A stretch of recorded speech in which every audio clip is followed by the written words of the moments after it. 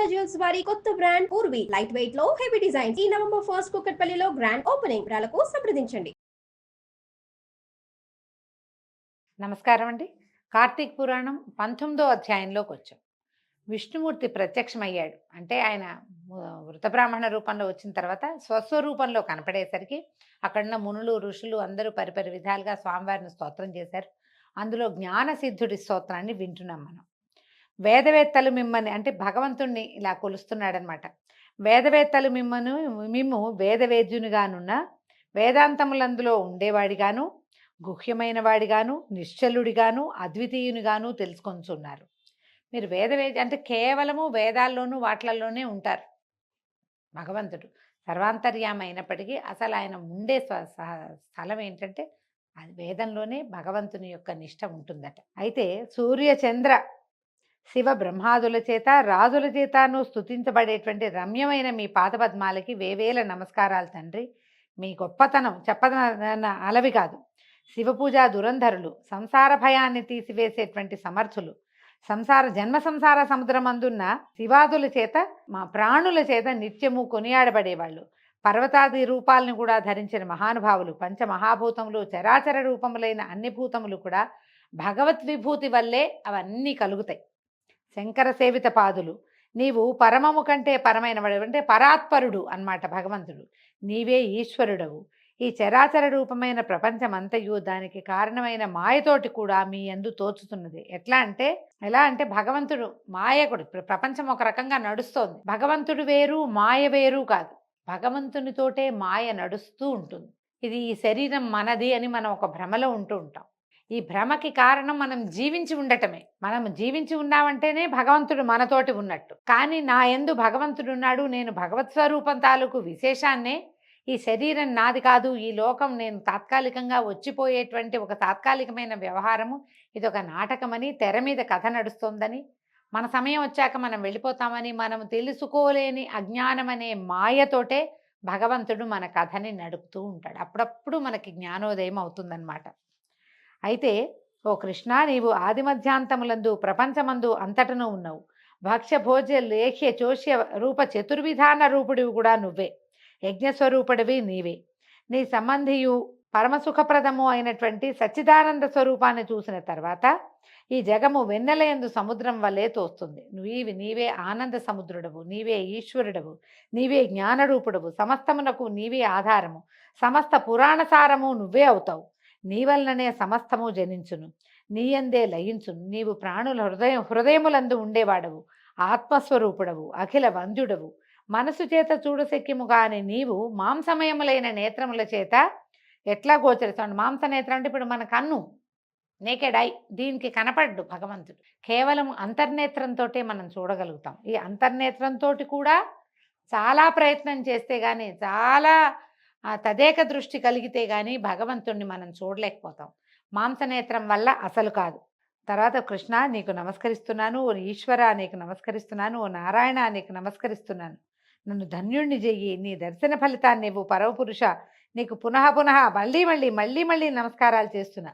నన్ను నిరంతరము పరిపాలించు. సమస్త లోకములందు పూజించదగిన నీకు నేను మొక్కుతాను. ఇందువల్ల ఈ జన్మ సఫలంగా కావటం నీకేమీ కొరతప్పుడు నా జన్మ సఫలమైనా నీకు కొరతేమీ లేదు తండ్రి. నాలాంటి వేవేల ప్రాణుల్ని ఉద్ధరించడానికే నువ్వు ఉన్నావు అని చెప్పి ఎన్నో రకాలుగా నమస్కరించి నన్ను రక్షించు, కాపాడు, కరుణించు, దర్శనమివ్వు, మళ్ళీ కనిపించమంటున్నాడనమాట విష్ణుమూర్తిని. నీవు పరమాత్మ రూపుడివి, పరమహంస పతివి, పూర్ణాత్ముడవు, గుణాతీతుడవు, గురువువు, కృపావంతుడివి అయినటువంటి కృష్ణ నీకు నమస్కారం. నిత్యానంద సుధాబ్ధి నివాసివి, స్వర్గమోక్షప్రదుడవు, భేదరహితుడవు, తేజవరూపుడవు, తర్వాత సాధు హృదయ సముద్ర సేనుడవు, హృదయ సరోజదళ స్థితుడవు లేక సాధు హృదయ పద్మనివాసివి, ఆత్మరూపుడివి, దేవదేవేశ్వరుడివి అయినటువంటి ఓ విష్ణుమూర్తి నీకు పరిపరి విధాలుగా నమస్కారం చేస్తాను నాయన అంటే ఆయన్ని స్తోత్రం చేస్తున్నాడండి. స్తోత్రానికి అర్థం చదువుకుంటున్నాం మనం. ప్రపంచమును పుట్టించి పోషించేటువంటి సంహరించేవాడివి నువ్వే, అంతే కదా. సృష్టి స్థితి లయకారుడైన వాడెవడు? విష్ణువు అని చెప్తున్నాడు. ఆ స్వరూపం చూసి నువ్వు పరాత్పరతరుడివి, నీవే ఇదంతా చేస్తావు నాయన, నీకు నమస్కారం. వైకుంఠ నిలయ వ్యాసాదుల చేత కొనియాడబడే పాదాలు కలిగిన వాడివి, విద్వాంసులు నీకు నమస్కారాలు చేసి నీ పాదభక్తి అనే పడవ చేతే సంసార సముద్రాన్ని దాటి తేజోమయమైన నీ రూపాన్ని పొందుతారు. అనేక బోధలతోటి, తర్కవాక్యాలతోటి, పురాణముల చేత, శాస్త్రముల చేత, నీతుల చేత కూడా మనుషులు నిన్ను తెలుసుకుంటారు కానీ చూడలేరు. నీ పాదభక్తి అనేటువంటి నీ కాటుకని ధరించి నీ రూపాన్ని చూసి దానినే ఆత్మగా భావించి తరిస్తారు. ఒట్టిగా విషయం తెలిస్తే సరిపోదు కదా, నేత్రం కూడా విస్తృతం కావాలి, దృష్టి విస్తారం కావాలి, దృష్టి అంతర్నేత్రంగా అవ్వాలి. అంతర్నేత్రం కావాలి ప్రతి మానవుడికి, అంతర్దృష్టి కావాలి. లోపల వెలుగుని చూడగలిగేటువంటి ఒక దృష్టి కలిగినప్పుడు వాడికి తెలుసుకుంటాం కదా, మనం కథల్లో పురాణాల్లో ఇవన్నిటినీ క్రోడీకరించుకుని ఆ అంతర్నేత్రంతో మనం భగవంతుని యొక్క దర్శనాన్ని చేయగలుగుతాం. గజేంద్రుడు, ధ్రువుడు, ప్రహ్లాదుడు, మార్కండేయుడు, విభీషణుడు, ఉద్ధవుడు మొదలైనటువంటి అత్యద్భుతమైన నీ ముఖ్య భక్తుల్ని కాపాడావు తండ్రి. నీ నామం కీర్తిస్తేనే సమస్త పాతకాలు నశిస్తాయి. ఒక్కసారి నీ నామ సంకీర్తన చేసేవాడు కూడా నీ పద సన్నిధికి చేరిపోతాడు. ఎంత ఆశ్చర్యం నాయన అంటున్నాడు. ఇంకేం చెప్తున్నారు? కేశవ, నారాయణ, గోవింద, విష్ణు, జిష్ణు, మధుసూదన, దేవా, మహేశ, మహాత్మ, త్రివిక్రమ, నిత్యరూప, వామన, శ్రీధర, హృషికేశ, పద్మనాభ, దామోదర, సంకర్షణ నీకు వందనములు. ఇందులో ఒక నామం వస్తుంది చూడండి. ఓ కృపానిధి, మమ్ములని నమస్కరించు. ఈ హృషికేశం హిరిషికేశ అని చదువు, హిరి అనకూడదండి. హాకి గుడిచ్చి కింద రకారం పెట్టలా మనం. ఇక్కడ ఏం పెట్టాం? హాకి వట్రువ సుడి పెడతాం. అరు తాలూకు ఒత్తు హృ అనాలి. హృత్పద్మం, హృషికేశుడు. ఈ హృషికేశుడికి ఈ నామాలు గనక పదే పదే చదువుతుంటే ఏమవుతుంది? క్రమంగా మాంసనేత్రపు దృష్టి తగ్గి, అంటే చూస్తూ ఉంటాం, ప్రపంచానికి అవసరమైంది, అంతర్నేత్రపు దృష్టి పెరుగుతుంది. నామ సంకీర్తన అంత పనిచేస్తుంది. ఇట్లా స్తుతి చేస్తున్నటువంటి జ్ఞానసిద్ధుడితో భగవంతుడు ఇట్లా అన్నాడట విష్ణుమూర్తి. ఓ జ్ఞానసిద్ధాన్ని స్తోత్రానికి సంతోషించాను నాయన. నా యందు నీ లగ్నమైన నీ మనసు పట్ల నేను ప్రసన్నుడయ్యాను, వరం ఇస్తాను, కోరుకో, నీకేం కావాలో అది అడగమన్నాడు. అప్పుడు జ్ఞానసిద్ధుడు అడుగుతున్నాడు, గోవిందా, నా యందు దయుంటే కనుక నీ స్థానాన్ని ఇవ్వు, అంటే నీ సాయుధ్యాన్ని, మోక్షాన్ని ఇవ్వు నాకు తండ్రి అని, ఇంకా ఏది అక్కర్లేదు నాకు అని అడిగితే ఇప్పుడు ఏం చెప్తున్నాడు భగవంతుడు? ఏం చెప్తున్నాడు? జ్ఞానసిద్ధ, నీవు కోరినట్లే అవుతుంది, కానీ ఇంకొక మాట చెప్తాను విను. ఈ లోకంలో కొంతమంది దురాచారవంతులై ఉన్నారు, బుద్ధిహీనులు అవుతున్నారు. వారి పాపాలు నశించి వారికి కూడా ముక్తి కలిగే ఉపాయాన్ని చెప్తాను విను. ఓ మునీంద్రులారా, మీరంతా అక్కడ చేరారు, చాలామంది ఋషులు మునులు, మీరంతా వినండి. నేను చెప్పేది మాట ప్రాణులకు సుఖదాయకము. నేను ఆషాఢ శుక్ల దశమి నాడు లక్ష్మితో కూడా సముద్రమందు నిద్రించదను, కార్తీక శుక్ల ద్వాదశి నాడు మేల్కొనదను. కాబట్టి నాకు నిద్రాసుఖాన్ని ఇచ్చేటువంటి ఈ మాస చతుష్టయం, చాతుర్మాస్యంగా చెప్పుకుంటాం కదా మనం, ఆ మాసాల్లో, ఆ 4 నెలల్లో శక్తి వంచన లేకుండా వ్రతాలని వ్రతం ఏమేం చెప్పబడ్డాయో అవి కొన్ని వర్జ్య పదార్థాలని, అవి తినకూడదు, ఇవి తాకూడదు, లెక్క ఉంది. ఆ వ్రతం అంతా చేయాలి. దేవాలయ దర్శనాలు చేయాలి. సన్యాసులైతే క్షేత్రం స్థలం మారకూడదు, ఎక్కడున్నారో ఇంకా అక్కడే ఉండిపోవాలి, ప్రయాణాలు చేయకూడదు. ఇలాంటి నియమాలు ఉంటాయి. సంసారులకు కొన్ని, సన్యాసులకు కొన్ని నియమాలు ఉంటాయి. ఆ నియమాల్ని ఆచరించే వాళ్ళకి పాపము నశిస్తుంది, నా సన్నిధి కూడా కలుగుతుంది. నాకు నిద్రాసుఖప్రదమైన ఈ మాస చతుష్టయమందు వ్రతమాచరించని వాడు నరకంలో పడతాడు.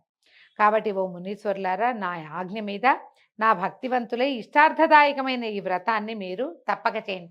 చాతుర్మాస్య వ్రత బోధ భగవంతుడే చేశాడని చెప్పబడుతోందన్నమాట. ఇంకా అనేక మాటలతో పని ఏమీ లేదు. ఎవ్వడు మూఢుడై ఈ చాతుర్మాస్య వ్రతాన్ని చెయ్యడో వాడు బ్రహ్మహంత ఫలితాన్ని పొందుతాడు.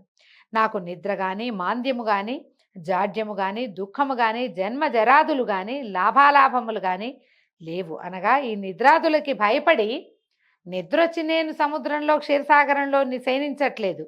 నా భక్తి కలవారు ఎవరో, భక్తి లేని వారు ఎవరో పరీక్షించేయటం అనే ఉద్దేశంతో నేను ఈ నిద్ర అనే మిషన్ పెట్టుకుని శయనిస్తాను. భగవంతుడు నిద్రపోడండి, కేవలం మనని పరీక్ష కోసమే నిద్రాభినయంలో ఉంటాడు. నిద్రాముద్రాభిరాముడుగా ఉంటాడు, కానీ నిద్రలో ఉండడట. అయితే ఈ నా ఆజ్ఞను అనుసరించి నాకు ఇష్టమైన ఈ చాతుర్మాస్య వ్రతాన్ని చేసేవాళ్ళు విగత పాపులు అవుతారంటే అన్ని పాపాలు పోగొట్టుకుంటారు. నీచే చేయబడిన ఈ స్తోత్రాన్ని నిత్యము త్రికాలమందు పఠించు వారికి నా భక్తి స్థిరమై అంతమందు నా లోకాన్ని చేరి సుఖిస్తారు. ఇది సంస్కృతంలో లభిస్తుంది, తెలుగులో వచనంగానే కనపడుతుంది కానీ స్తోత్రంగా కనిపించదు. హరి ఇట్లు చెప్పి లక్ష్మితో సహా ఆషాఢ శుక్ల దశమి నాడు పాలసముద్రమందు నిద్రించుట కొరకు వెళ్ళి ఆదిశేషుని తల్పమందు సేనించును. అంగిరసుడు ఇట్లా చెప్తున్నాడు అనమాట. పోయి నీవడిగిన ప్రశ్నకు సమాధానం ఇది. ఈ చాతుర్మాస్య వ్రతము అన్ని వ్రతముల్లో ఉత్తమోత్తమైనది. పాపవంతులు కానీ, దురాత్ములు కానీ, సాధువులు కానీ హరిపరాయణులే ఈ చాతుర్మాస్య వ్రతాన్ని చేయాలి. బ్రాహ్మణులు, క్షత్రియులు, వైశ్యులు, శూద్రులు, స్త్రీలు అందరూ కూడా ఈ వ్రతం చేయటానికి మంచిదే. వ్రతాన్ని అందరూ అర్హులే దీనికి. ఈ చాతుర్మాస్య వ్రతాన్ని ఎవరైనా సరే, అంటే భర్త ఉన్నా లేకపోయినా, స్త్రీలే సన్యాసం పుచ్చుకున్న వారికి కూడా పనికొస్తుంది. మోహము చేత చాతుర్మాస్య వ్రతాన్ని చేయకుండాని ఎడల శుచిత్వము లేక బ్రహ్మహంత ఫలాన్ని పొందుతారు. బ్రహ్మహంత అంటే బ్రాహ్మణుని చంపినవాడు, అలాంటి ఫలితం వస్తుందట. మనోవాకాయములను శుద్ధం చేసుకుని చాతుర్మాస్యమందు ప్రతిరోజు హరిని పూజించిన వాడు ధన్యుడగును. చాతుర్మాస్య వ్రతం ఆచరించిన వాడు కోటి జన్మలందు కళ్ళు త్రాగువాడు పొందే గతిని పొందుతాడు, సందేహం లేదు. పరమాత్మ యొక్క తుష్టికై, ఆయన యొక్క ఆనందం కోసం చాతుర్మాస్య వ్రతాన్ని ఆచరించిన వాడు గోత్రహంత ఫలితాన్ని పొందుతాడు. ఈ ప్రకారంగా వీలు చేసుకుని ఈ చాతుర్మాస్య వ్రతం ఆచరించిన వాడు 100 యజ్ఞాల ఫలితాన్ని పొంది అంతమందు విష్ణులోకాన్ని పొందుతాడు. ఈ రకంగా జ్ఞానసిద్ధుడు మొదలైన వాళ్ళందరితోటి ఈ హరి విష్ణుమూర్తి మాట్లాడినటువంటి ఈ మాటలు విని చాతుర్మాస్య వ్రతాన్ని చేసి విష్ణులోక నివాసులేది వాళ్ళందరూ కూడా, ఆ మునులు, జ్ఞానసిద్ధుడు వాళ్ళంతా కూడా భగవంతుడు చెప్పినటువంటి ఈ మాటలు విని వాళ్ళంతా చాతుర్మాస్య వ్రత దీక్ష తర్వాత సంవత్సరం అవలంబించి శాశ్వత సాయుధ్యాన్ని పొందారట. దీంతో 19వ రోజు అది పారాయణ పూర్తయిందండి. రేపు ఉదయం మళ్ళీ 20వ రోజు పారాయణలో కలుసుకుందాము. నమస్కారం.